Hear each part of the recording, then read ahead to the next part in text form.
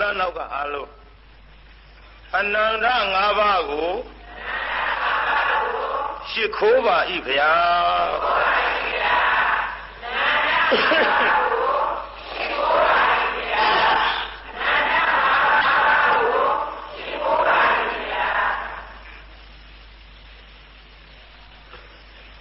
ဒီလိုရှိခိုးရမှာတညရဲလားညတိုင်းညတိုင်း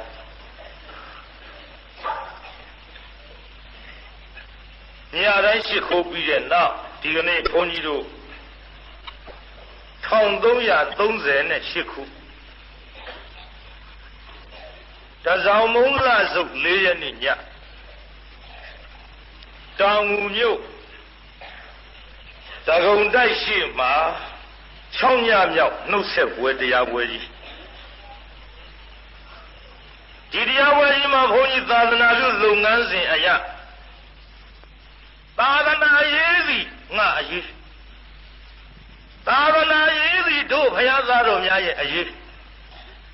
လူမျိုးရေးကတော့ဘုန်းကြီးတို့အရေးမဟုတ်ဘူးလားလို့ဆိုတော့လူမျိုးရေးလည်းဘုန်းကြီးတို့အရေးပညာရေးလည်းဘုန်းကြီးတို့အရေးသံဝတ်နေရောပါလာတာပဲသံဝတ်နေရှင်မရပါလာရဲ့ဆိုတော့တရားပွဲတွေမှာတရားနာလာတဲ့လူတွေများဘာကျွေးဘူးတုံးဘယ်နှပြားရှင်မရဝေဘူးတုံးဆိုဝေဘူးလေကျုပ်ကလူခန်းယူအလူခန်းယူတော့ဒီသံဝတ်နေရေးအတွက်အနောက်အရှက်အန္တရာယ်မဖြစ်အောင်တန်မြာလမ်းခရီးမှာဟောဒီလူကြီးသွားကြစမ်းပါလို့ဘုရားဟောတဲ့ဒေသနာအရာလောကီချမ်းသာလောကုတ်တရားချမ်းသာဒါရီတို့ပဲကျွတ်တို့ကပေးစွမ်းနိုင်ကျွတ်တို့ပေးစွမ်းနိုင်တာကပါဇက်ပဲမှန်လားပြိဿကြီးပါဇက်ကပေးပေးမယ်လို့လူပြေလူဖြစ်နေတဲ့မြန်မာနိုင်ငံကဘုရားဘာသာမြန်မာလူမျိုးများသည်ဘုရားစကားကိုနားထောင်၍ဘုရားစကားကိုယုံကြည်၍လူဖြစ်နေကြသောပုဂ္ဂိုလ်တွေမို့လို့ဘုန်းကြီးတို့ကဘုရားစကားနဲ့တိုက်တွန်းတော့ဒါအထက်ကောင်းတာတော့ကျုပ်လည်းမတတ်နိုင်ဘူးမှန်လားပြိဿကြီး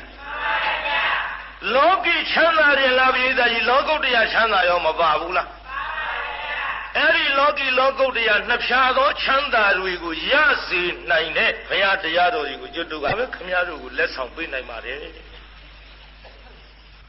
ပုဂ္ဂလဒိဋ္ဌံအဖြစ်မြည်သည့်မျိုးမြည်သည့်ရွာမြည်သည့်ရပ်ကွက်မြည်သည့်တက္ကမြည်သည့်တက္ကမဘရုအပေါ်မှာဥတီချက်မထားဘဲနဲ့လာမြအကူကြီးတွေကိုဘုန်းကြီးတို့ဖြင့်အကုန်လုံးလိုက်ပေးရပါတယ်ဒါကြောင့်ဟောလို့ပုဂ္ဂိုလ်ဆွဲမြို့ဆွဲရွာဆွဲရက်ဆွဲကြောင်းဆွဲအစရှိသဖြင့်အဲ့ဒီအစွဲတွေကိုထားနေရင်ဖြင့်ခမည်းတော်ကျွတ်တို့အမှားကြီးပဲပြေးသားကြီးကဆွဲထားလို့တော်ပါခရတော်ကျွတ်တို့မှားခဲ့တာအခုမှမဟုတ်ဘဲနဲ့တန်လျာလာဇန်းတရက်ကစပြီးတော့မှားခဲ့ဘယ်တော့မှစမှားတာတော့တန်လျာလာဇန်းတရက်ကဆိုကြာလှပြီဘယ်တော့မှမှန်းကိုမှန်းလို့မရဘူးမှန်ရလားပြိဿကြီးအဲ့ဒီမကောင်းတဲ့မှားနေတဲ့အစွဲတွေကိုဖြုတ်မှားနေတဲ့အလုပ်တွေကိုရှောင်အမှောင်ဘဝကလွတ်အောင်ကြိုးစားကြပါကုန်စို့လို့ကောင်းမှုလားပြိဿကြီးမှားတာတွေဖြုတ်တော့မလားဟောနောက်ကပြိဿကြီးမှားတာတွေဖြုတ်တော့မလားမလေးနော်ငြိမ့်နေလိုက်ကြတာပြောအောင်မယ်ခမည်းတော်တွတ်တို့မှားခဲ့တဲ့အယူဟာပြိဿကြီးရေမှားခဲ့တဲ့အယူဟာဘလောက်ထိအောင်ဆုံးပါသလဲဆိုရင်လူတယောက်သေးတာကအစပြိဿကြီးလူတယောက်သေးတော့ကြောကမထည့်ဘူးလားဘလောက်ထည့်နှမျောစရာကြီးနော်နဲပါမသေးခင်တော့ချစ်လိုက်တာအမစည်းပြူဖန်ကားဆိုရင်လည်းပါဇက်တဲတောင်ငုံထားမလဲမယုံမရှာကြွားကြ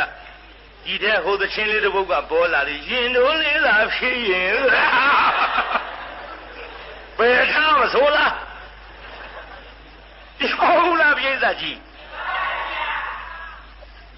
ဒါလောက်ကြီးချစ်ကြပါလျက်ကနဲ့ သေသွားတဲ့ချိန်ခါမှာကရုကတမထဲထဲတဲ့အစွဲကိုလည်းခမည်းတော်မပြုတ်နိုင်ရသေးပဲပြုတ်ရလားပြုတ်ပါဘူးဗျာဒီထဲကျွတ်တို့ငယ်ငယ်တုန်းကကရုကတမထဲတယ်ဆိုတော့သေတဲ့မသားတွေကိုတတ္တိရှိတဲ့ကလေးတွေကသင်ချိုင်းသွားပြီးဖော်ယူရအဝိစားကောင်းကောင်းတောင်မပါပါဘူးပါရလားပြိဿပါပါဗျာကောင်းတာလေးချွတ်ယူလိုက်ပစိုးအသစ်လေးများထည့်လိုက်တော့ဘာပြောတော့အဲ့ဒီပစိုးကြီးမထည့်ရပါဘူးအိုးတဲ့ဒုက္ခမယာမနေနဲ့ချစ်တာဘောကလေးတွေဝေးရနဲမလို့လေခိုင်းချစ်တော့ကတော့ချစ်တာပဲတဲ့ကလေးတွေဝတ်လာနဲမှလို့တဲ့ကောင်းတာလေးအကုန်ချွတ်ယူတယ်ပိဿကြီးဟိုမသေးခင်ဆင်ထားတဲ့ရွှေတွေများပိဿကြီးသေတဲ့နောက်ထည့်လိုက်ခဲ့မထည့်လိုက်ပါဘူးပိဿလူတယောက်သေလို့များကရုကတမတ်ထဲတယ်ဆိုတော့အဲ့ဒီတမတ်ကိုပိဿမများပေမယ်လို့သေတဲ့လူကယူသွားနိုင်ရဲ့သုံးနိုင်ရလားပိဿသေသွားတဲ့လူကထည့်လိုက်တဲ့ကရုကတမတ်နဲ့ဘယ်ကရုများကရုသကြီးလှေပေါ်ကိုတက်ပြီးတော့ငွေတမတ်ပေးပြီးစီးသွားတယ်လို့မြင်ဘူးသတုံးပိဿမြင်ဘူးပါသွားမှာကသူပြုတဲ့ကုသိုလ်ကံအကုသိုလ်ကံဒါကြံ့ကြံ့ဖန်ဖန်လှုပ်ထဲတဲ့ကဒိုးကလူတယောက်သေးဓမ္မနဲပေါ့လူတရားသေးတော့ဘယ်လောက်တော့မတ်တရားဘယ်လောက်တော့ငွေအစိတ်နှမျောစိတ်အာကြီးမဟုတ်ဘူးမြေကြီးဩဇာအလကားဆွေးမြေကုန်တာပဲပြိဿဒီထက်မြုံလာဟိုတုန်းကလင်မယား2ယောက်ဆွဲလန်းပုံလေးဘုန်းကြီးပြုံလင်မယား2ယောက်သမီးပြိုလေးရှိပေးတာကြီးပါလေးရှိသမီးပြိုလေးရှိတော့လေသမီးလေးကသေရောသမီးလေးသေတော့အဖေလောက်တဲ့လူကယောက်ျားဆိုတော့ဖြေနိုင်တာပေါ့သေတော့သူကြာရင်အမေကမေ့နိုင်မှုတဲ့ပြိဿသောက်ကန်သွားပြီးသမီးလေးကြိတ်တတ်တဲ့အစာကလေးတွေနဲ့သူ့ခုနာချပြီးတော့နေ့စဉ်သွားပြီးတော့ငိုတာသမီးရဲ့ညီကြိတ်တတ်တဲ့အစာလေးအမေကျွေးမငါသမီးလာပြီးတော့စားလဲပါဦးအမေတလောက်ငိုနေတာတနာရင်ဖြင့်အမေများကိုယ်တိုင်လေးပါလေးပြပါဦးနော်လားသမီးရဲ့အလကားပြောတာကိုယ်တိုင်ပြတဲ့သေးမှာအမတန်ကြောက်တာပိဿကိုယ်တိုင်ပြပါအောင်တဲ့နေ့စဉ်အဲ့ဒါလို့သွားပြီးတော့ကြိုက်တတ်တဲ့အစာလေးကျွေးပြီးတော့ငိုတာငိုတော့တရားနာပိဿရေတနေ့သ၌ကြတော့ဘိန်းစားတယောက်ကလေအဲ့ဒီဂူတွေကြားထဲဘိန်းရှူနေပိဿဘာလို့ဘိန်းရှူရင်ငွေပြတ်တဲ့နေ့မှာအဲ့ဒီမိန်းမရောက်လာတော့ဘိန်းစားစဉ်းစားဒီမိန်းမသူ့သမီးချစ်လို့လာငိုနေငါလည်းဘိန်းရှူစရာငွေပြတ်ငွေ300အောင်တော့ကြံမဖြစ်ငါကြံမဖြစ်မယ်အိမ်ပြန်ပြီးတော့ရွှေရောင်ငွေပြားတွေပေါ့ပြိဿနတ်ဝတ်တန်းစာတွေကိုကြိုက်ပြီးတော့အဲ့ဒီနတ်ဝတ်တန်းစာတွေဝစ်ပြီးတော့အဲ့ဒီမိမမလာခင်မှာတရားနာပြိဿသုတ်တန်ကကျွတ်တို့ညောင်မင်းကြီးပေါ်တက်အဲ့ဒီမိမလည်းလာရောပြိဿရေညောင်မင်းကြီးကျွမ်းနဲ့လှုပ်အလိုကြည်စမ်းမအယောဝါရီနဲ့သိမစုလေငါကြားတယ်ပြိဿတရားနော်တရားအသိချမ်းရောက်ပြိဿတရားပဲရောက်တရားအသိချမ်းရောက်ကျန်ဖောင်းမှတရားအသိချမ်းရောက်ငါတရားတယ်သင်ပဲထက်ကငါတောင်းရင်းသာထက်ကအသိတရားမင်းဘာလို့ဆင်းလာဘာလို့ဆင်းရမလဲတင်းတို့တဲမိုက်ပါဘယ်နဲ့သမီးမိမပြိုလေးတယောက် ယောက်ရှိလက်ချိုးရည်အတွက်မှဒီတယောက်မိုက်လိုက်တာဟဲပေပြီးတဲ့နောက်သူ့ရဲ့အဝတ်အစားကောင်းကောင်းလေးတွေချို့ယူကြရွှေတော်ငွေစားသူ့အတွက်ဝယ်ပြီးဆင်ထားတာလေးတွေချို့ယူကြအခုတော့သင်တို့သမီးနတ်ပြည်ရောက်တော့နတ်သမီးချင်းတူအောင်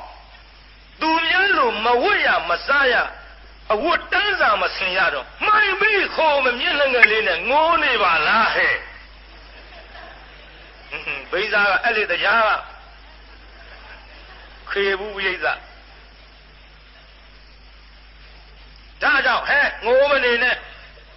သင်ပစ္စည်းတွေသင်မိဘထံသွားပြီးတော့ငါတောင်းပေးမဟဲ့လို့ဆိုပြီးတော့သင်တို့သမီးတနာလို့ငါတရားဆင်းခဲ့ရပါဗျာအဲ့တော့ဟိုမိန်းမကအမလီတရားမင်းနေပါဦးနေပါဦးအမလီခဏလေးနေပါဦး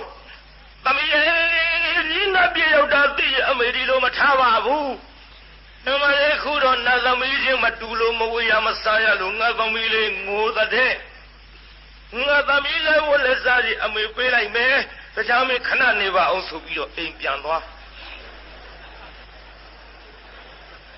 အိမ်ပြန်သွားပြီးတော့ရှိတဲ့လက်ဝတ်လက်စားကြီးအကုန်လုံးထုတ်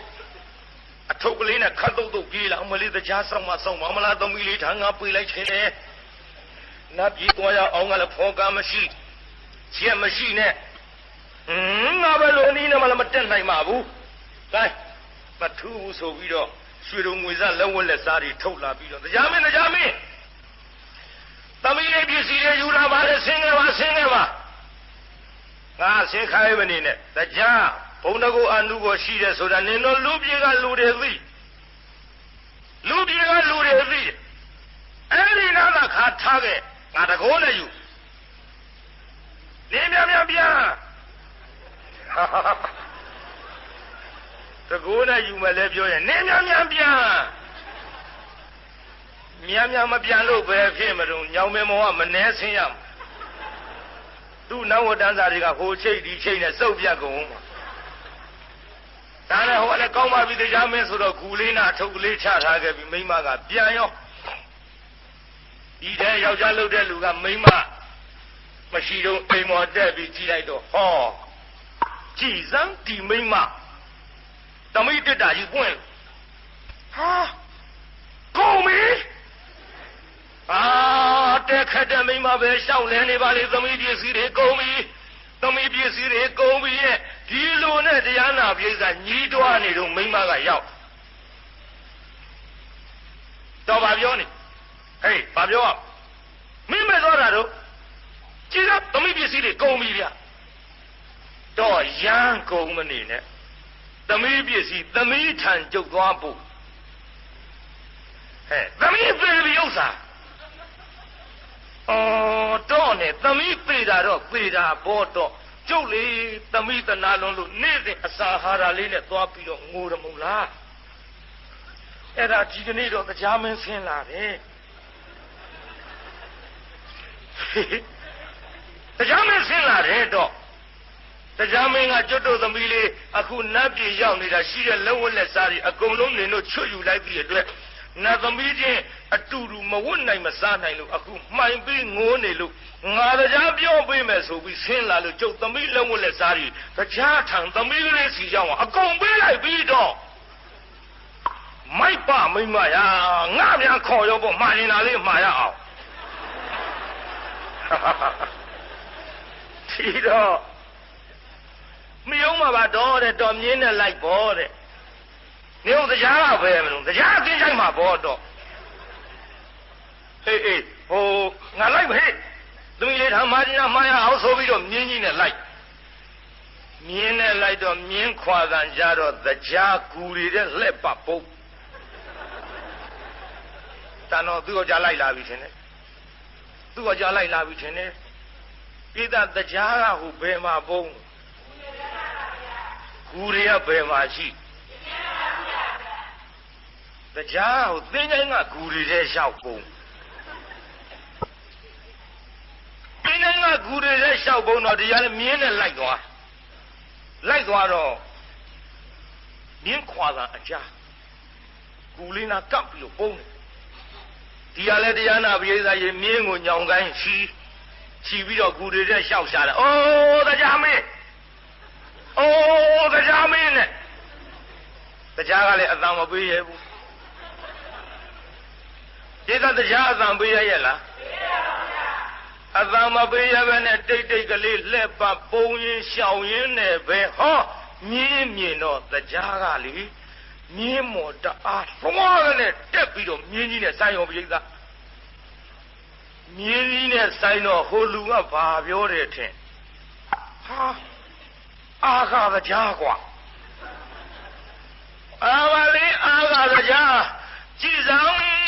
ကြောကီသေးလို့ဝင်စားတာနဲ့တူရဲ့တရားမြင်းစည်းတတ်လို့ချိန်မွန်းကြောကီသေးလို့ဝင်စားတာလေ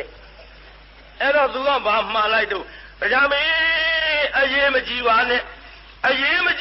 ပြေးပြီးလာတဲ့ကျုပ်ကူလည်းပဲငှဲ့ညာပါဟုတ်မှားလိုက်စမ်းမရစေအဲ့ဒီတံပီးလေးထမ်းရောက်တဲ့ချိန်ခါမှာသူ့အမေကလက်ဝတ်လက်စားတွေပေးတယ်လို့အမေခုံကိုတယ်မချီကျူးပဲနဲ့ဟဲနေ့အဖေကလည်းနေ့အတွက်မြင်းတစည်းလက်ဆောင်ပေးလိုက်တယ်တိုင်းကိုရောရှိတာဒီအဲ့ဒီလိုအယူမားတွေရောက်အယူမားတော့အိမ်ကရှိတဲ့ပစ္စည်းတွေလုံးဝမပါဘူးလားပြိဿကြီးအားကြောင့်တရားနာပြိဿကြီးခရမ်းစကြတို့မှားပြီးတော့ယူနေတဲ့အယူဝါဒကြီးတွေကိုစွန့်စေခြင်းလုံးလို့အနန္တ၅ပါးရှိခိုးပြီးတဲ့နောက်ဇလံမစခင်ဒါလေးပြောရပါတယ်။ကဲဒီကနေ့တရားနာပြိဿနည်းနည်းလေးဇတ်ထုတ်စထားကြအောင်လို့ဒေသဘာစဘာဇတ်ထုတ်ဟောမှာတော့အနုပညာရှင်ဝင်ခြင်းဝင်ပါတယ်တော့ပြိဿကြီးကဲအနုပညာရှင်ဝင်ခြင်းဝင်ဆိုတဲ့ဇတ်လန်းကိုနည်းနည်းစထားရရာဇကြိုပြေဝေလူဝန်ကျောင်းတော်မှာကျွတ်တို့မြတ်စွာဘုရားကိုရောမြတ်ကိအောင်စံနေတော်မူသောအခါမုံစပူရိမုံစပစ္ဆတော်မစ္စေမုံစဘဝတ္တပါရဟုသာဝထာဝိမုဒ္ဓမာနသာမာနသောနပုဏ္ဏဇာတိဇရာဥပေဟိတိလို့ဘုရားကိုရောမြတ်ဒီဒေသနာကိုဟောပါဘယ်သူအကြောင်းပြုဟောသလဲဇမင်းသားကြီးတယောက်ကိုအကြောင်းပြုဟောတယ်ဘယ်သူအကြောင်းပြုဟောတာတော့ဇမင်းသားကြီးဟဲ့ဇမင်းသားကြီးဖြစ်ပုံလေးကိုတို့အရင်ကပြန်ပြီးတော့ဟောရမယ်ဆိုရင်ရာဇကြိုမှာတရားနာပြိဿတထေသားတယောက်ရှိရာဇကြိုမှာတထေသားတယောက်ရှိနေတဲ့အခိုက်အတန့်မှာပဲလေအဲ့ဒီတထေသားနာမည်လေးကဥက္ကာဒီတိုင်းခေါ်ပါတယ်ဘာလဲပြဿကြီးဥက္ကာသေနရာဇကြိုမြို့ကြီးမှာတစောင်းမုံလှပြီးနေတိုင်းတောင်ထိပ်နှသပင်ကြီးကျင်းပသည်နှက်ခတ်ဆုံးနဲ့တစောင်းမုံလာတဲ့ပြိဿလူတိန်ကင်းနဲ့တစောင်းမုံလာတဲ့လှပြီးနေမှာနတလို့ခေါ်တဲ့ကကြီးသေးကြီးကသမီးကလေးမေယူပနဲ့တကွာကျွတ်တို့ဇပ်ပွဲကြီးအခုခေတ်လို့ဆိုမျိုးတော်သေးအောင်ရွှေမန်းတင်မောင်တို့လိုယုံမွဲလိုက်ကြတဲ့ပွဲကြီးပေါ့မျိုးတော်သေးအောင်တို့နဲ့စာကြည့်ပေါ့သဘင်တွေပေါင်းဘယ်လောက်ပါလို့ဆို900ပါဒီကနတခေါ်တဲ့ကကြီးသေးကြီးကသဘင်တွေပေါင်းဘယ်လောက်ပါမျိုးတော်သေးအောင်တို့နဲ့ဘယ်သူကများဘယ်သူကများတော့သေအောင်တို့ကများမှာပေါ့ယုံတွေကလူတွေရောတွေ့ရင်ရွှေမန်းတင်မောင်နဲ့ဘယ်သူကများတော့အဲ့ဒီကပွဲကြီးကများတယ်နတခေါ်တဲ့ကကြီးဒီကပွဲကြီးကဘိမိသာရမင်းရဲ့နှက်ခတ်ပွဲသဘင်သူတို့ပါလာပြီကိုပြိဿရဲ့ ပြေသာဘက်ဆာရှိတဲ့တထေးလောက်ပဲငှားနိုင်တာနော်ဆင်းရဲသားမငှားနိုင်ဘူးသပင်းတွေ900နဲ့တာမှမဟုတ်ပဲနဲ့သမီးကလေးဖြစ်တဲ့မေယူပကလည်း18တောင်ပြည့်နဲ့ဝလုံးထိတ်ကိုတက်ပြီးတော့ဂျွန်းပါအမျိုးမျိုးထိုးပြနိုင်တဲ့ကလေးမှာကဲဒီကနေ့ကပွဲသပင်ကြီးနက်ခတ်ပွဲသပင်ပါလာတကူဩဃသေးနာလို့ခေါ်တဲ့တထေးသားလေးကလူတွေအုံအုံကြွက်ကြွက်ထွက်ကြတော့တခါမှလည်းမကြည့်ဘူးသားလေးတယောက်ဖွားမြောက်ထားတာကိုတကားလေးဖွင့်ကြည့်လို့လူအုပ်ကြီးတွေ့ရတော့မိတ်ဆွေတို့ခရတို့ပဲသွားကြမှာလဲဟာတထေးသားလေးဥက္ကသေနမေယူပကပွဲသပင်ကြီးလာပြီကွာတို့ပွဲကြီးသွားကြမလို့ဘောကွာဗိမိသာရမင်းရဲ့တောင်ထိန်နှခပွဲကြီးလေ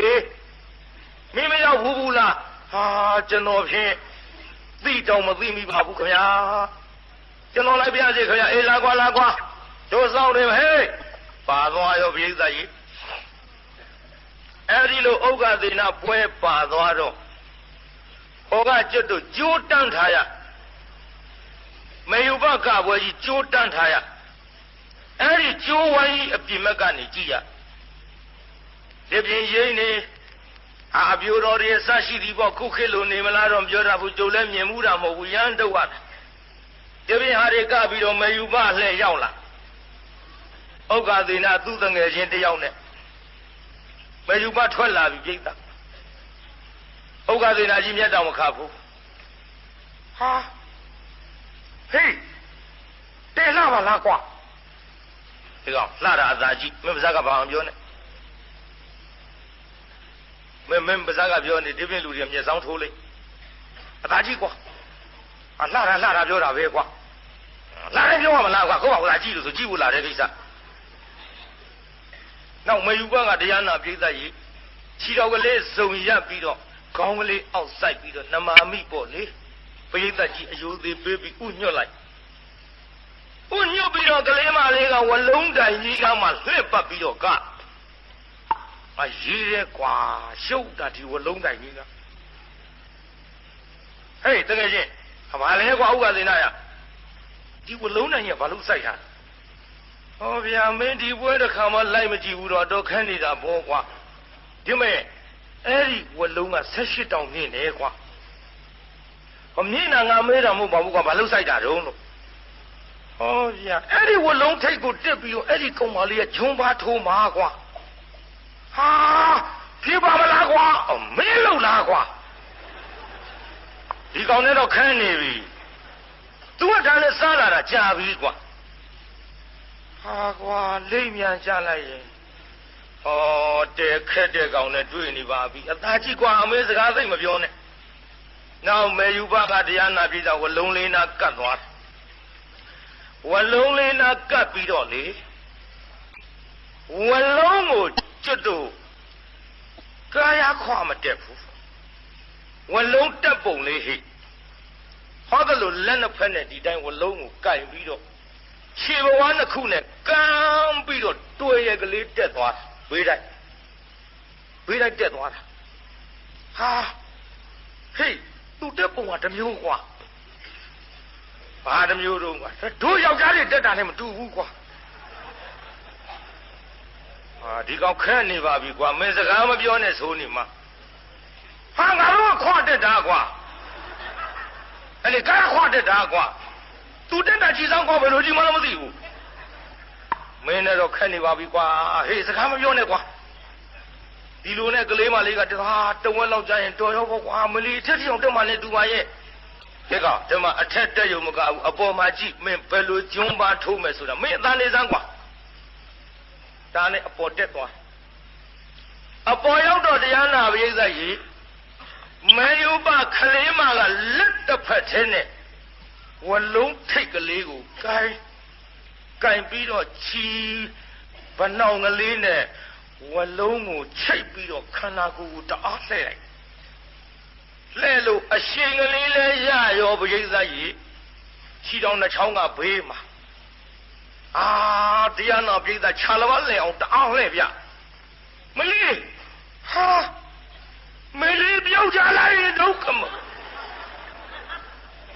ဒီကောင်မင်းနဲ့တော့ခက်နေပြီ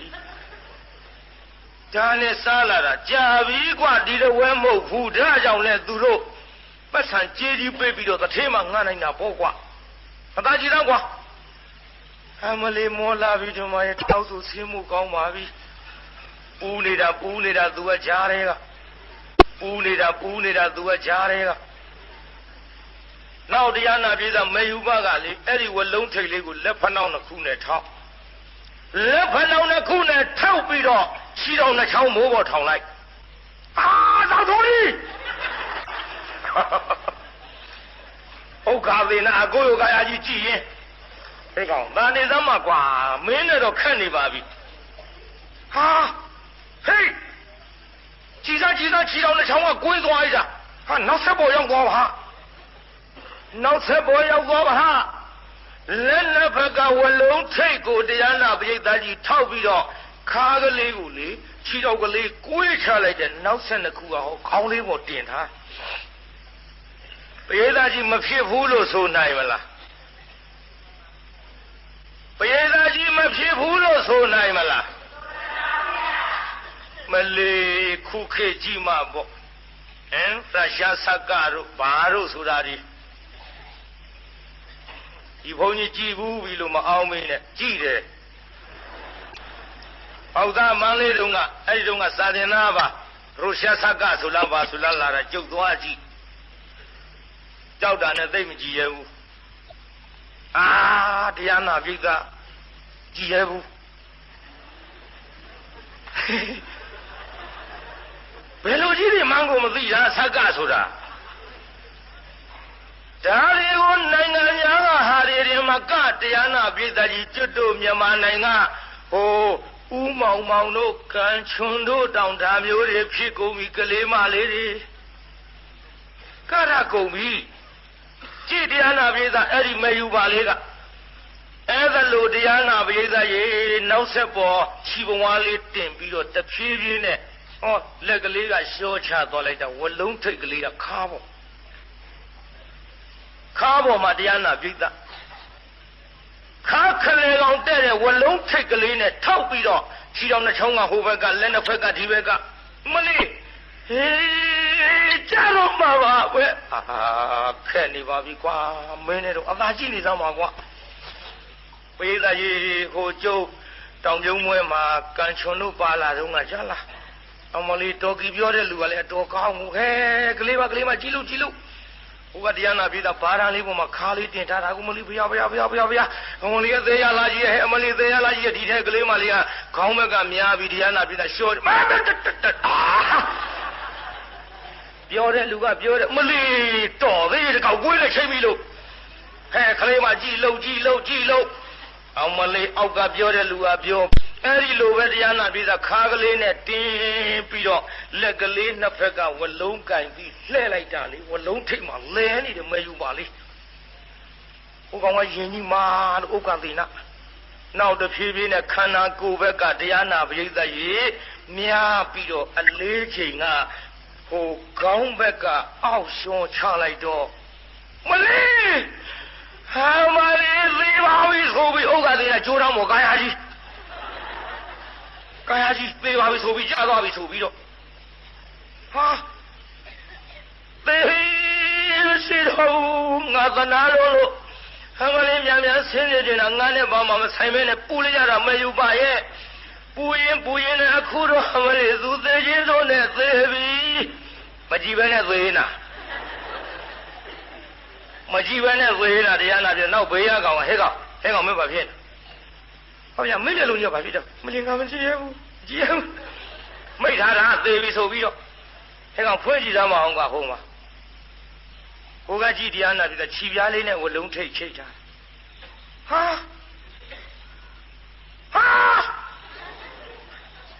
ငလီကြောက်ပါအောင်မေးတော့မကြောက်ဘူးဟာအေးဒါကြောင့်မင်းကပြောတာလူတဲ့ကွာမင်းနဲ့တော့ခက်နေပါပြီအမှန်လူသိတခါမှမကြည့်ဘူးတော့လည်းတော့ကွာကြနေတာပေါ့ကွာဟဲ့ဒီလိုပဲကွာဘယ်တော့မှမကြဘူးမင်းမှတ်ထားဟမလေးသနာလိုက်တာတော့လောက်ပြီဆင်းရောပေါ့နဲ့သူဆင်းတဲ့ချိန်လုံးဟိုကဂျွန်မထိုးတဲ့ကိစ္စလေးတွေပြီးတော့တရားနာပြီးသား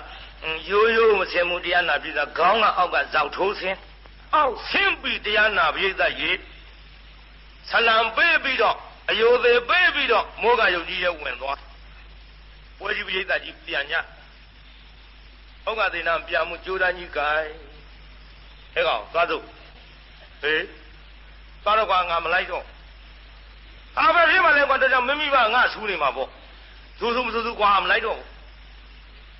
မလိုက်လို့မင်းဘာလုပ်မှာတော့ငါဟိုထဲဝင်ကြည့်မလို့ဟောဗျာဒုက္ခပဲဒီကောင်နဲ့တော့မဒုက္ခနဲ့ကွာတဲ့ဖေတို့မေတို့ကပြောရင်ပြောလိုက်ငါလိုက်သွားတော့မလို့အမေလိုက်ချင်တယ်ဖြစ်မလားကွာငါဖြစ်အောင်လိုက်မှာကွာသွားမင်းပြန်တော့ငါမခေါ်နဲ့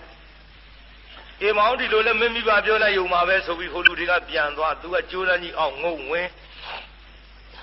င်ပြီးတော့တရားနာပြည်သားဇာယုံကြီးတဲ့လိုက်သွားမေယူပါကလေးအဝတ်စားလဲတာကိုလေဟောဆောင်းချောင်းထိုင်ပြီးလက်ဖနောက်မှာမွေးအကပြီးပြီပဲကွာပြန်ပေါ်ကွာမင်းနဲ့အဝတ်စားလဲတာမင်းတလောက်ကြည့်ရလားကွာ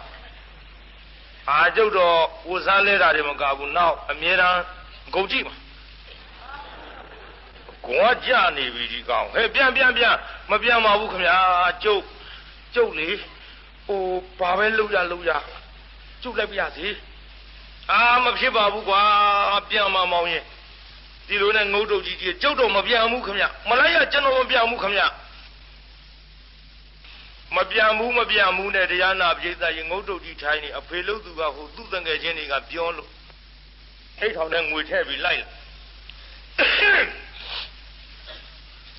ဩဃသေနာလူလေးလဲမကြည့်ဘူးကြားရသားနဲ့အနာနာရောက်တော့ပခုံးလက်ကလေးနဲ့ပုတ်ဘာလို့ရခင်ဗျာရရှုပ်တာလူငယ်တွေဒီတိုင်းပဲဟိနော်ကိုဆန္ဒကိုအရှိန်နဲ့သွားနေတော့ညမိဘကမသိတော်ဘူးထင်လို့တားရင်ခင်ဗျာချင်းမရှုပ်ပါနဲ့တော်ချင်းမရှုပ်ပါနဲ့လှုပ်တာဟိဘာလို့ရခင်ဗျာရရှုပ်တာလူလေးရှုပ်တာမဟုတ်ပါဘူးကွယ်ပြန်ကြပါစို့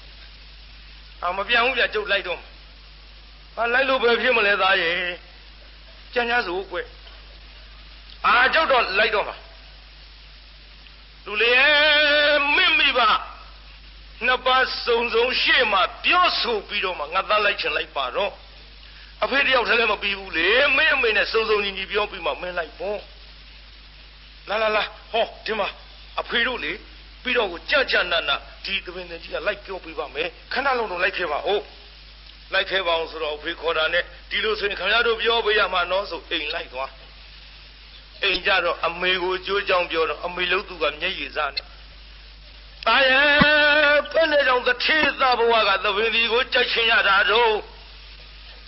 သပင်ဒီမကလို့ပါဖြစ်ဗျာကျုပ်တော့သူ့နောက်ကလိုက်တော့တာရဲ့သပင်လည်းမကြိုက်နဲ့အိမ်ရှိလဲဇီးပင်မဆိုင်နဲ့တဲ့သားရဲ့ကြားဘူးလားနော်ကြားဘူးတဲ့တိုင်သူ့မေကပြောနေတာပေါ့ဟိုသပင်လည်းမကြိုက်နဲ့အိမ်ရှိလဲဇီးပင်မဆိုင်နဲ့ပြေသာကြီးအိမ်ရှိဇီးပင်ဆိုင်တော့မသီးဘူးလားပြေသာသီးတော့ကလေးတွေကစားကျင်တော့ပုတ်ဘူးလားပြေသာပုတ်တော့ဘာတွေကျွေတော့ဇီးသီးရင်ကျွေတာလားဒါရင်လားဆူဟာဆူခလို့ရင်လာချန်ထားလို့ဂျန်ဒီကကိုရင်ကြီးအတိုင်းပဲ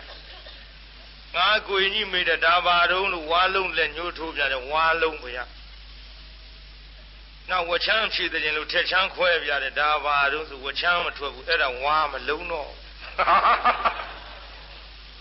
လူကျင်နာကဆူးအရွက်လောက်တင်ရမထားနဲ့ပြေသာကြီးဇီးပင်ပုတ်တော့ဘာတွေကျွေတော့အသီးရစပြောပြေသာကြီးဘာတွေကျွေတော့ပြီးတော့အေးလေအင်းရှိဇီးပင်စိုက်တော့ကလေးတွေကစားကျင်လို့အစိမ်းသောမဲ့သောပုတ်ဆူးတွေကျွေတော့အင်းရှိဇီးပင်စိုက်တော့ဟိုစူးတာပေါ့တပင်နဲ့ကြိုက်တော့စူးတာပေါ့သတိတော့ပြုပေါ့တာရဲ့တထေသာဘဝနဲ့တပင်နဲ့ဆိုတာဗျာဒတလံတန်တလံမလားသားရဲ့ ငါသားကြီးမလိုက်လေနဲ့တပင်းနဲ့ဆိုတာမျိုးကလေခြေသလုံးအိမ်တိုင်းနဲ့သူတို့ပရိယေသနာဒီလိုလုံးမှဒီလိုစားရတာမဟုတ်လို့ဒီနေရာကပြီးဟိုနေရာပြောင်းတာပဲသားရဲ့ဒါကိုအမြဲတစေနေတဲ့လူမဟုတ်ဘဲနဲ့ဆွဲလမ်းမိရင်လေအဲ့ဒါကိုဒုက္ခရောက်တတ်ပါတယ်သားရဲ့ငါသားခုဒုက္ခရောက်ပြီးတနေရာတောင်သူတို့မရွှေ့ကြသေးဘူးငါသားကြီးဆွဲလန်းနေပြီသားဒီဆွဲလန်းမှုတွေဖြောင်းသွားတော့လားသားရဲ့မဖြောင်းနိုင်ဘူးကျွန်တော်လိုက်မယ်ခင်ဗျာကိုင်းတထဲကြီးဘယ်လိုကြမ်းကြမလို့ဟေးဘယ်လိုမှမကြမ်းနဲ့ငါတော့ပစံထပေးနင်သားလိုက်ပို့ထဲလိုက်ုံရှိထဲလိုက်ုံရှိရဲဆိုပြီးတော့အမေရှိခိုးအဖေရှိခိုးအဖေလှုပ်တဲ့လူကလိုက်ပို့ပုံကြသပင်သေးကြီးနဲ့စကားပြောကြကိုင်းခင်ဗျာကျွန်တော်နတခေါ်တဲ့ကကြီးသေးကြီးစကားပြောခြင်းပါတယ်ဟုတ်ကဲ့ကြွားပါခင်ဗျာကြွားပါခင်ဗျာဟိုကကျုပ်သားပဲခင်ဗျာဟိုကျုပ်သားပဲခင်ဗျ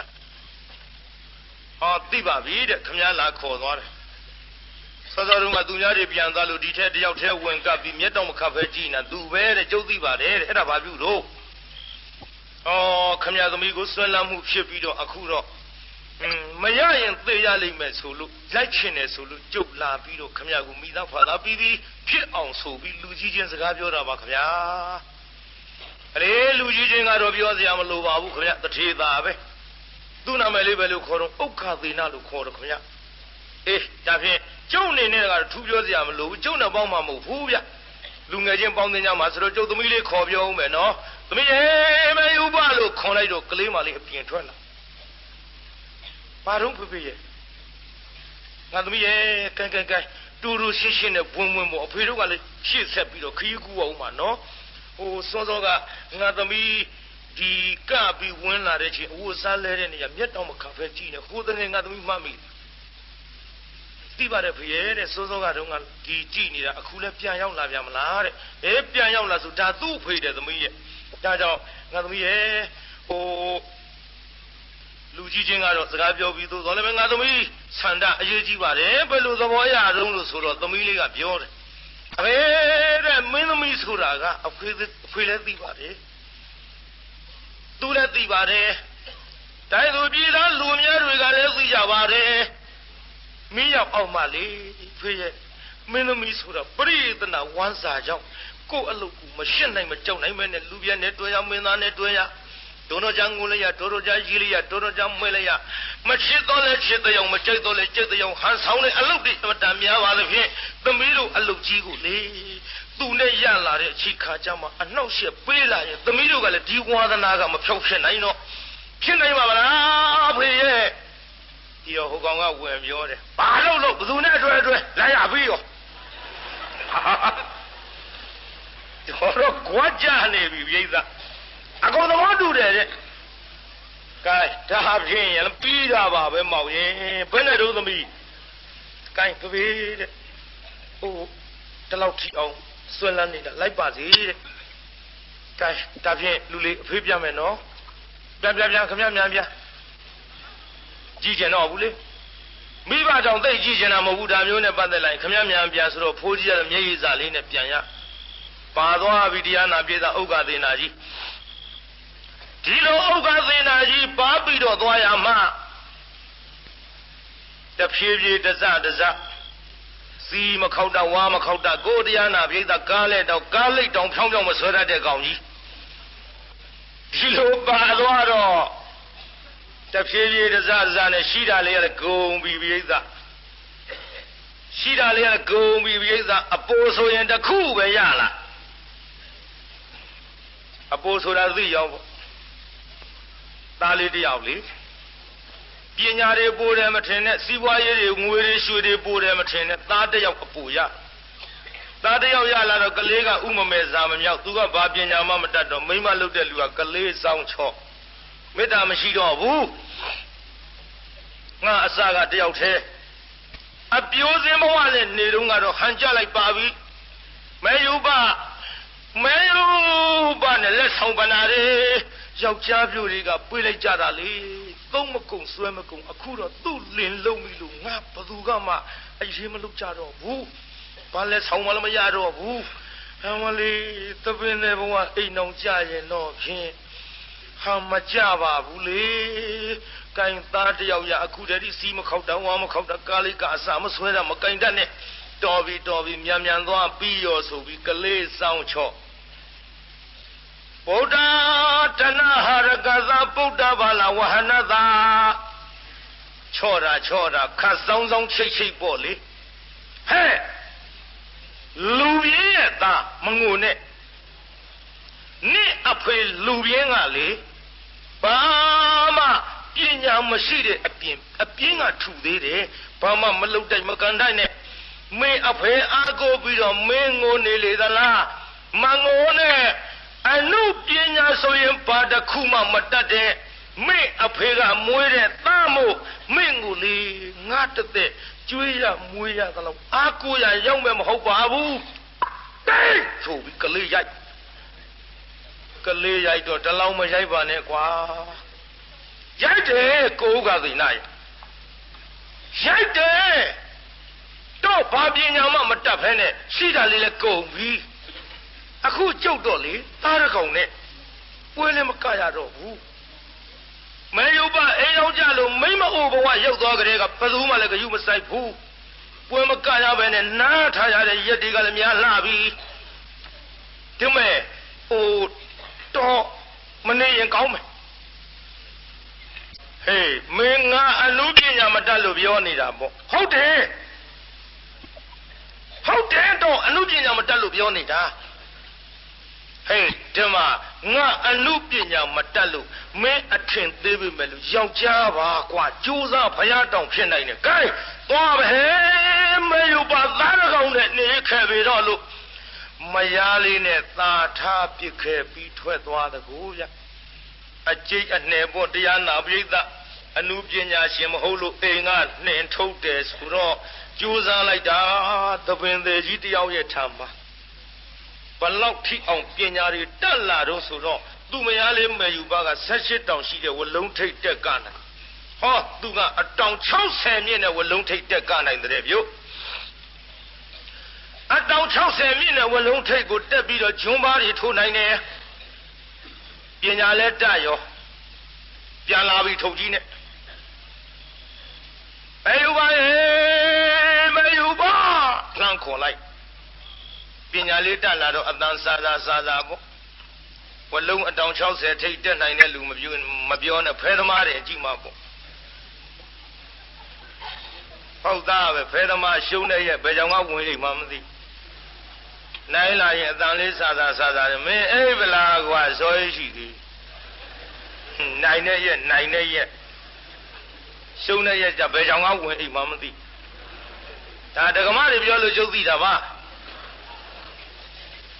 အတောင်60ထိတ်တက်ကနိုင်တယ်ဆိုတော့ကြွားပြီမယ်ပေါ့ဒီမှာမေယူပါလို့ခေါ်လိုက်တော့ဟဲ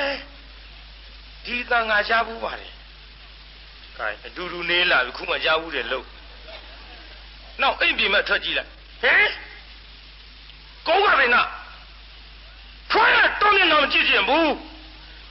တော့နေတော့မကြည့်ချင်ဘူးပဲလည်းကြောင့်တော့ပြန်လာတာတို့ဟေးဓမ္မမင်းကငါ့ကိုအနုပညာရှင်မဟုတ်ဘူးဆိုပြီးနှင်တာပေါ့လေနှင်နေတော့ဘာပညာမှမတတ်ဖဲနဲ့ကျွတ်တို့ခုချိန်ထိဘုံထိုင်နေရတာတော့ကြောင့်တို့နဲ့အိမ်အောင်ကြလို့ဘသူကမှလည်းပွဲမငါတော့ဘူးဟေးငါတလောက်အထင်မသေးပါနဲ့ကွာငါတို့ပြည်တက်လာပြီကြည်စားသွားတော့ကလည်းဒီထုံးနဲ့ပြန်တော့လည်းဒီအထုံးနဲ့ဘာပညာတွေများတော်တတ်တယ်ကဲငါတတ်တဲ့ပညာပြရသေးတာပေါ့ဟဲ့တပည့်တို့အတောင်60မြင့်တဲ့ဝလုံးကြီးယူခဲ့ဝလုံးကြီးထောင်တော့မယ်ယူပါလေးကဘာတုံးနဲ့ကိုဥက္ကသေနာဒီအတောင်60မြင့်တဲ့ဝလုံးထိတ်ကိုခဲပစ်ပြနိုင်နေဆိုတဲ့ပညာလားတဲ့လှောင်တာဟေးမင်းငါအထင်မသေးနဲ့တော့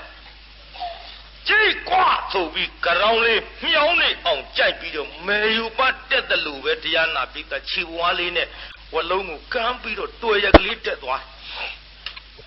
ပြင်းတာဘယ်လိုတက်တာတော့တွေ့ရကလေးမြင်အောင်ကြည့်ဟောမကြည့်အိမ်လည်းတကားတို့အိမ်ကြကိုယ့်ဘာကိုတက်ကြည့် လိန်ကြရုပ်တော်မဟုတ်ဘူး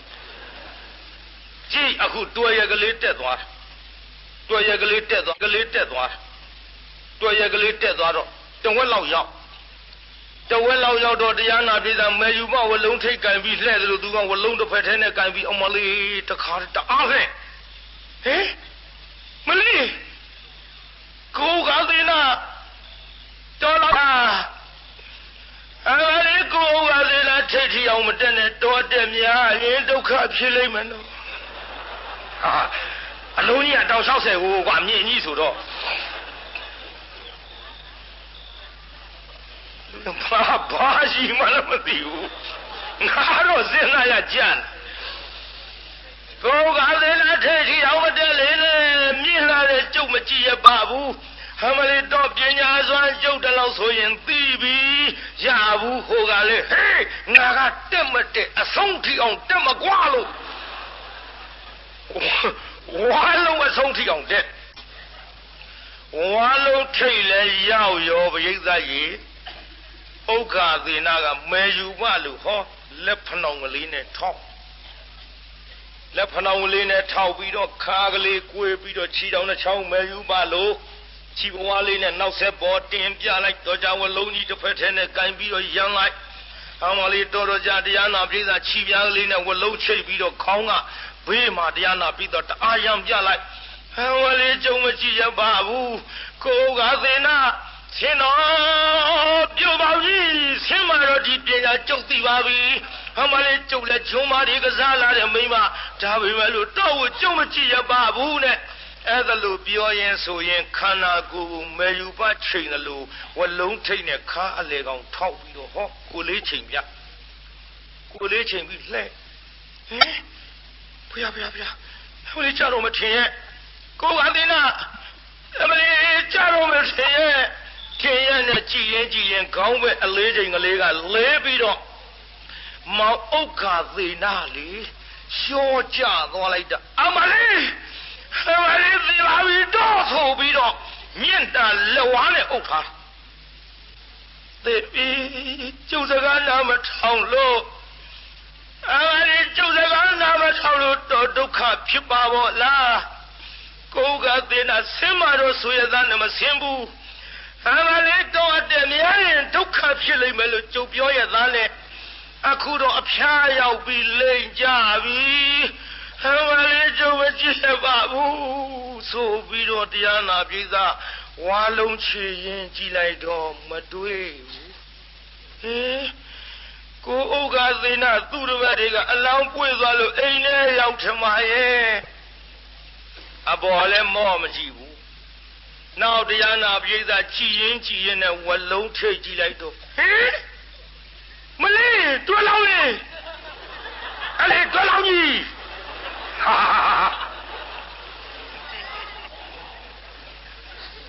တွဲလောင်းလေးဆိုအကုန်ပါမှာမဟုတ်ဘူးတွဲကွာတွဲလောင်းကြီးဆိုတော့အကုန်ပါရောပေါ့မှားသွားလို့စကားပြင်ရမလေးကြည်တန်းတွဲလောင်းကြီးကိုကသင်းနာအမလေးဆင်းမတော်ပြောပါဦးဆင်းမတော်ဆိုတော့ဥက္ကသေနာကသူ့စကားတစ်လုံးမှပြောဘူးမပြောဘဲနဲ့မေယူပါဆင်းတယ်လို့ဇောက်ထိုးလေးဆင်းဇောက်ထိုးလေးလဲဆင်းပြီးတော့ပြိဿအောက်ရောက်တော့လေမေယူပါအောက်ရောက်တော့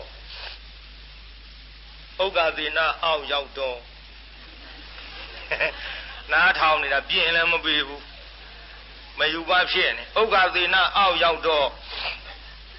ကဲကြည်တရားနာပြိဿတပည့်တို့ဝလုံးလှဲပြီးသိမ့်ထားလိုက်ကြတော့သူ့ထုတ်လေးသူ့ထုတ်ငါသွားမယ်တပည့်တို့အမေမရတောင်စကားမပြောဘူးငါသွားမယ်တပည့်တို့ဟင်ကိုကတင်နာတော့ဘယ်ကောင်းမှာတော့အိုးငါသွားခြင်းနဲ့ရှိသွားမှာပေါ့မသွားပါနဲ့တော့ကျွတ်တို့သားမင်းကိုပြစ်ပြီးတော့သွားတော့မလားဟိုလေခုချိန်ကြပါကျွတ်တို့ကိုပြစ်မထားခဲ့ပါနဲ့ဟေးမင်းငါမဝင်နဲ့ဆိုကျုပ်လေးတော့မဝင်နဲ့ပြောတာကအနုပညာရှင်မှမသိလို့ပါအခုတော့အနုပညာရှင်ဆိုရင်ဝင်ရင်ဝင်မှာတော့ကိုကသေနာအမလေးတော့ပညာတတ်လို့အနုပညာရှင်ဆိုရင်ဝင်ရင်ဝင်ပြီးတော့လေထွက်ချင်းထွက်ဝင်ရင်ဝင်တော့သဘော လေကျုပ်ရှိပဲလို့မတော့ဘူးအပြစ်မပြောတော့ပါဘူးလေကဲဘာပြောကောင်းလဲဇမင်းသားဇမင်းသမီးပေါင်းပြီးသွားတာပေါ့လေအစကတော့တထေးသားဘာမှမတတ်ပဲနဲ့ဟာနှစ်ယောက်ပြိုင်တရားနာပြိဿဟိုကလည်းမင်းသားဒီကလည်းမင်းသမီးအမလေးဇက်ပွဲကြီးထောင်ပြီးတော့ကလိုက်ကြတာစီကားလိုက်တဲ့ပြိဿမဲယူပတို့စီကားဒုံကထဲမဲယူပတယောက်ထဲကားလုံးကကြိုက်နှစ်သက်တာထဲပူနှစ်သက်ကြတဲ့ပြုတ်ဟိုမြိုင်သားတွေပါနေနေမှာပေါ့မြိုင်သားတော့ကျုံဆိုပြရစီနဲ့တော့ဒီလိုနဲ့ကကြခုံကြနဲ့မောင်ဟုကာသေးနာပွဲလန်းသပင်ကြီးဝလုံးထိတ်တက်ပြီးတော့ကနေစဉ်အခါကာလမြတ်စွာဘုရားကိုတော်မြတ်ကြီးကောင်းကင်ကကြွဟလားပြေသာကြီးဘုရားကြွလာဗလားမြတ်စွာဘုရားကိုတော်မြတ်ကြီးကောင်းကင်ကကြွလာတော့ကြည်တရားနာပိဋကမောင်ဥက္ကသေနာကြည်နေတဲ့ပိဋကကဥက္ကသေနာမကြည်တော့ဘူးဘုရားကိုတော်မြတ်ကြီးလက်အုပ်ချီကြဟာဘလုံးမော်ကနေပြီးတော့အမလီငါကာကောင်းနေဆိုပြီးတော့လှုပ်နေပါလေရှင်ငါရှ िख ိုးကြမလို့နဲ့တူရဲ့ဟောဘုရားမြင်လို့လက်အုပ်ချီတာသူ့ရှ िख ိုးမှမှတ်ဟာမဟုတ်ဘူးဟာလူတွေဘယ်နဲ့ကြောင့်နောက်ပြန်လှည့်ကြည့်ကုန်ပါလိမ့်လက်အုပ်တွေချီပြီးတော့လူတွေလက်အုပ်ချီကြည့်တဲ့နေရာကိုတရားနာပိဋကသူသေချာကြည့်လိုက်တော့ကောင်းကင်မှာဘုရားတွေ့ဟာဘုရားကြွလာပါလားရပ်ပြီးမကပဲနေမကပဲနေတော့မှဘုရားကိုတော်မြတ်တခိုးပြင်းထန်တဲ့ရှင်မောကလန်ကိုမြတ်စွာဘုရားကိုတော်မြတ်ကြီးကအကခိုင်းတဲ့တကားတော့သေထပ်ပြီးကလိုက်ပါအောင်တော့လားဥက္ကသေနာကြီးကအဲ့ဒီလိုကတဲ့အချိန်ခါမှာဘုရားကိုတော်မြတ်ကမောဇပူရေမောဇပစ္ဆာတော်မစ္စေမုံသဘဝတ္တပါရဟုသဗ္ဗထဝိမု တမနာသောနာပုနာဇာတိဇရာဥပေဟိတိလို့ဒီဒေသနာဟောဥက္ကသေနာမင်းကိုမင်းအထင်ကြီးလို့ငါဖယားကိုတော်မြတ်ကြီးကြွလာတာတောင်းမှလူတွေရဲ့အပေါ်မှာမင်းဘဝင်မြင်တော့မလားဥက္ကသေနာမင်းလေအရင်တုန်းကဆွဲလန်းခဲ့တဲ့အတိတ်ကာလကတွေ့တာနှစ်သက်ခင်မင်းပြီးတော့နေတဲ့အာရယတွေမင်းဖြတ်လိုက်ပါတော့လားဘုရားကအတိတ်ကိုအလွတ်ခိုင်းနေပြည်သားကြီးဘာကိုအလွတ်ခိုင်းနေတာလဲမင်းလေအရင်တုန်းကယခုကဲသို့ကခဲ့ခုံခဲ့တာတွေတည်းပွဲကြီးပြည်သားကြီးကလက်ခုပ်ဩဘာတွေပေးလို့အဲ့ဒါလိုလူတွေမြောက်ပင့်ပြီးတော့ပေးနေတာကိုမင်းအထင်ကြီးလို့မြင့်နေတဲ့ဘဝင်တွေပြန်ချလိုက်ကွယ်မင်းကိုမင်းအထင်ကြီးပြီးတော့ဆွဲလန်းနေတဲ့နေတဲ့အာလယတွေကိုဖျက်လိုက်ပါတော့လားမစ္စေမုဇ္ဇဘဝတ္တပါရကိုတဲ့အခုပြန်ကြည့်စားဟဲ့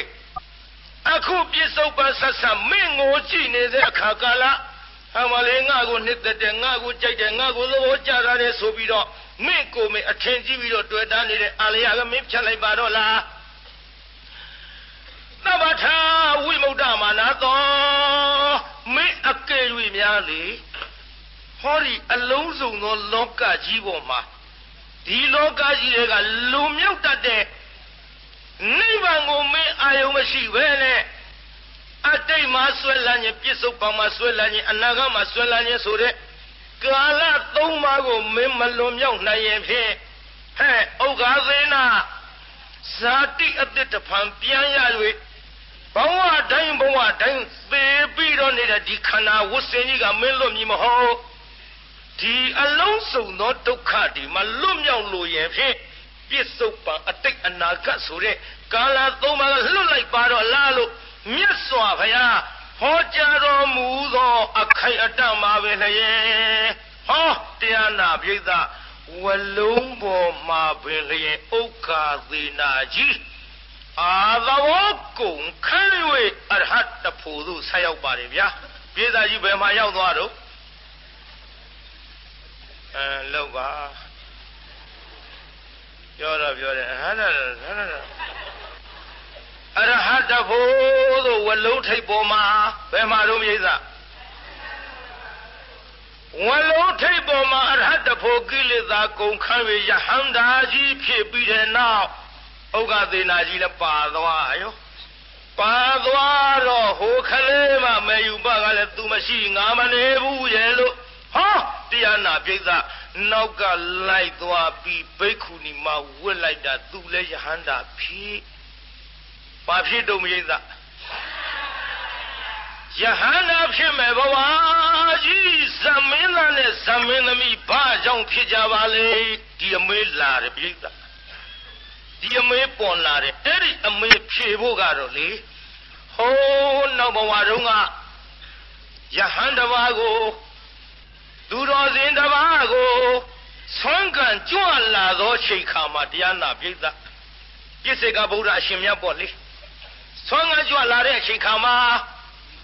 ကြည်တရားနာပြိဿမရလို့သူကပြောတယ်ဟဲမင်းသားလေးနဲ့ဒူးတာနော်လှလိုက်တဲ့ကိုတော့ချိန်မွန်းတာဒါကြောင့်ခမရတို့ပါဇက်လည်းဂယုစိုက်ကြမင်းသားလေးနဲ့တူလိုက်တာတဲ့လှလိုက်တဲ့ကိုတော့ဟိုဆုံးကကြွလာတဲ့ကိုတော်ကိုပြောနာဥစတိလပြောနာမဟုတ်ဘူးမင်းသားလေးနဲ့တူလိုက်တာတဲ့ဒီတော့ယောက်ျားလုပ်တဲ့လူကဘာပြောတော့ဟုတ်ပါကွာတဲ့မင်းသားလုပ်ပြီးမြန်ကစားလိုက်ရဘလောက်ဝင်ငွေကောင်းလိုက်မတော့အဲ့ဒါလို့လင်ရောမရပါပြောခဲ့တဲ့ဝစီပေထကြောင့်ဟောဒီဘဝမှာအင်မတန်မုံမြတ်တဲ့အာသောကုန်ခန်းသောပုဂ္ဂိုလ်များကိုနှုတ်ကမြွတ်လို့မင်းသားနဲ့တူတယ်မင်းသားလိုလောက်ကရင်ကောင်းမှာပဲဆိုတဲ့ဝစီပေထကြောင့်ဒီမာလာပိတရားနာပြိဿမင်းသားမင်းသမီးဖြစ်ကြရပါသည်လို့သဘောပေါက်မလားပြိဿနောက်ဘုန်းကြီးတွေကြည်အောင်မလားဘုန်းကြီးတွေချိန်မအောင်မလားတချို့ကပဲဘုန်းကြီးကအသံကောင်းတယ်ဘယ်ဘုန်းကြီးကပစ္စည်းပေါ်တယ်ဘယ်ဘုန်းကြီးကရေဒီယိုကြီးနဲ့ဘယ်ဘုန်းကြီးကနမအုပ်ကြီးကဘလောက်ရှိပြီဘယ်ဘုန်းကြီးကစိုက်ကားဘယ်နဲ့စင်းပိုင်တယ်ဘုရားမရှိတဲ့နောက်သူတို့ပဲဣတရက်လျှောက်ဝေးကုန်ညဒါကြောင့်ဒကမတွေကြကြဂယုဆိုင်ဗျခမရတို့ပါဇတ်တီနော်နည်းနည်းလေးဂယုဆိုင်ကြပါဒါကြောင့်ဂယုဆိုင်စေခြင်းလုံးလို့လည်းပဲဝစီပေရထီတိုင်းရှာတဲ့ဟောဒီဇလန်းကိုကျုပ်ဒီကနေ့ညမှတ်တမ်းတင်ပြီးတော့အနုပညာရှင်ဝင်ခြင်းဝင်လို့ပေးလိုက်တဲ့ဇလန်းဒီအာသဝကုန်ခန်းလို့လင်မယားနှစ်ယောက်သလုံးယဟန္တာဖြစ်တဲ့နေရာမှာနေတိတမ်းပါသဖြင့်ခိတ္တခဏရှေ့ပိုင်းတရားရပ်ဆိုင်ရပါအောင်စို့ဗျာဗမာဒေနာမမေ့မလျော့မပေါ့မဆာတော်တတိတရားဖြင့်တံပါဒေထကျိုးကျိုးဆာဆာနဲ့ဌာနအရာမှာသဘောထား၍လှူဒန်းနိုင်ကြပါစေကုန်သတည်း